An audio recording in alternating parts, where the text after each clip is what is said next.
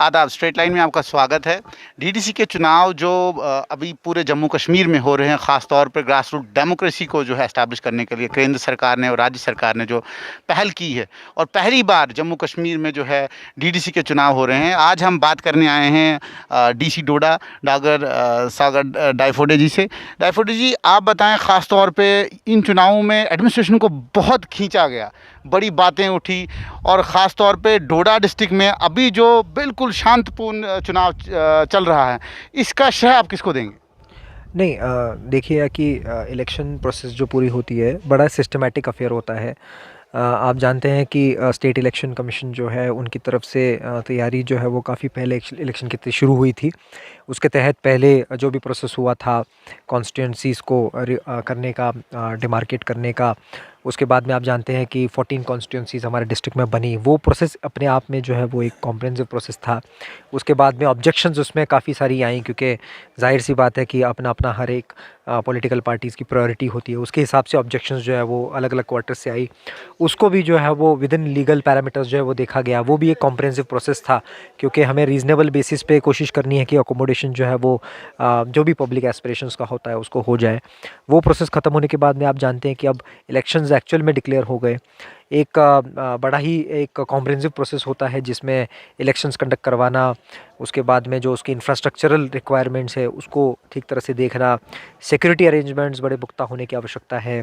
फिर आप जानते हैं कि डोडा जैसे ज़िले में हमारे वेदर के हवाले से आप देख रहे हैं कि बहुत सारी प्रिपरेशंस करनी पड़ती है। वो भी जो है वो प्रिपरेशंस करवाना, ऐसी सारी चीज़ें करते करते टाइमलाइन जो दिए थे गवर्नमेंट, ये जो हमने स्टेट इलेक्शन कमीशन की तरफ से, उसको फॉलो करते करते हम लोग जो है वो आज आप देख रहे हैं कि 6th फेज़ चल रहा है। और मैं आपको बताता चलूँ कि टोटल हमारे डिस्ट्रिक्ट में तकरीबन 697 पोलिंग स्टेशंस थे। उनको तैयार करने का जो है काम पहले हुआ। उसके बाद में जो है कोविड भी आप चल रहे, तो उसके भी प्रोटोकॉल जो है वो इन प्लेस करने का काम होना।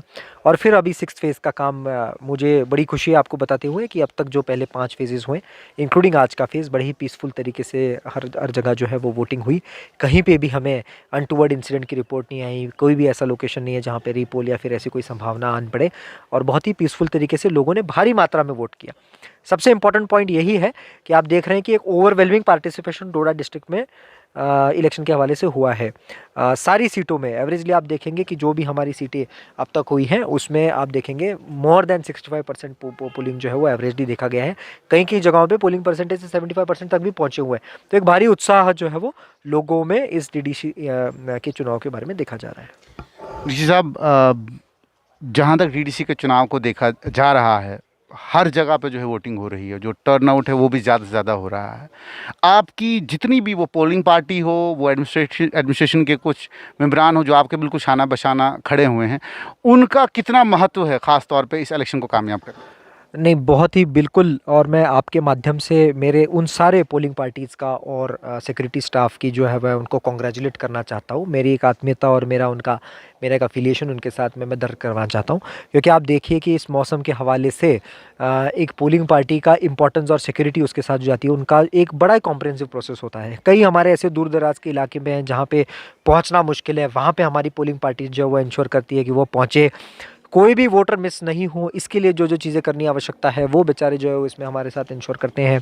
आप देख रहे हैं हमारे कई सारे पोलिंग स्टेशन ऐसे थे जिसमें 5 घंटे 6 घंटे तक वॉकिंग जाके वहाँ पे पोलिंग स्टेशन एस्टैब्लिश करना पड़ता था।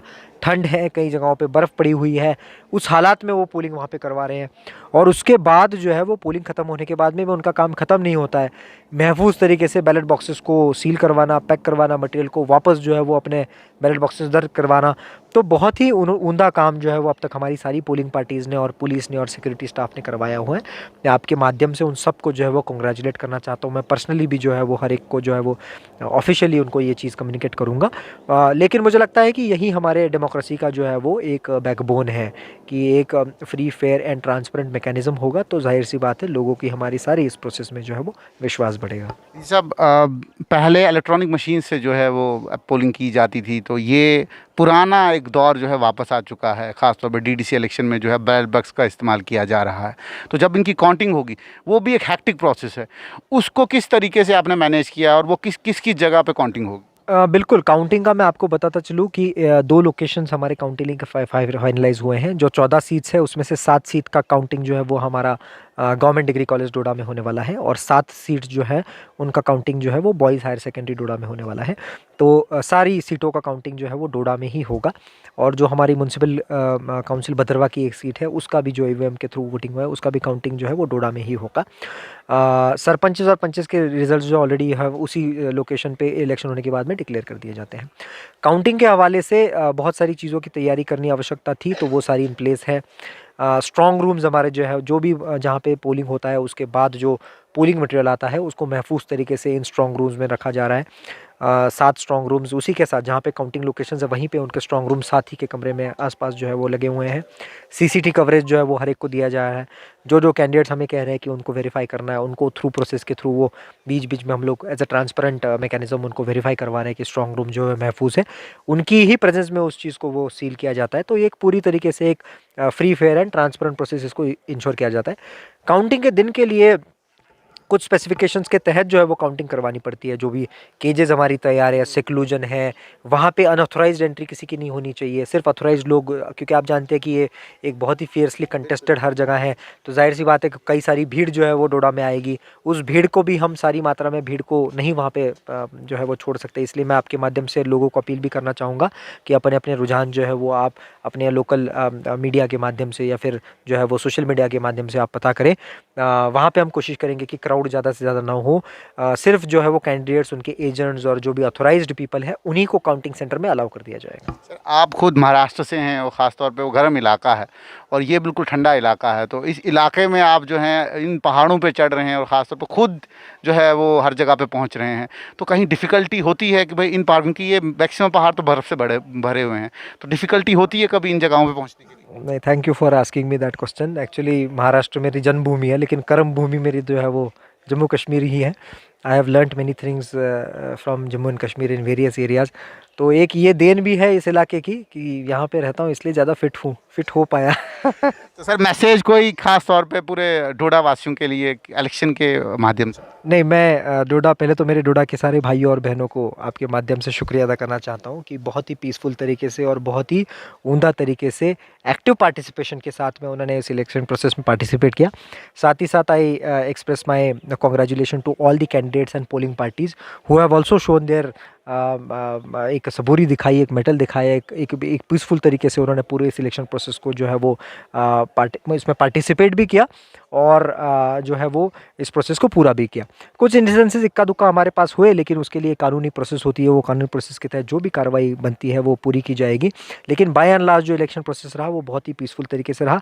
आने वाले दिनों में भी जो भी हमारे 2-3 फेजेस बचे हुए हैं उसमें भी मैं आप सबसे गुजारिश करना चाहता हूँ कि इसको इसी तरीके से आप अपना जो है वो वोटिंग का हक अदा करें और इस जमहूरियत के डेमोक्रेसी प्रोसेस को आगे लेके जाएं। ये हमारे साथ डीसी डोडा जी थे और आपको बताते चलें कि डीडीसी इलेक्शन के जो समीकरण हैं, आगे आने वाले जो समीकरण हैं, उसका तो आगे फैसला होगा, क्या उनको ताकतें दी जाएंगी नहीं दी जाएंगी, लेकिन जिस तरीके से लोग जो है पार्टिसिपेट कर रहे हैं इलेक्शंस में, वो एक तारीफ़ का मैं मात्र समझूंगा कि केंद्र सरकार के, राज्य सरकार, खासकर डिस्ट्रिक्ट एडमिनिस्ट्रेशन के लिए कि एक पीसफुल तरीके से जो है हर जगह पर इलेक्शन हो रहे हैं, लोग भर भर के जो है वोट डालने आ रहे हैं। तो जुड़ते रहें आप स्ट्रेट लाइन के साथ, देखते रहें स्ट्रेट लाइन।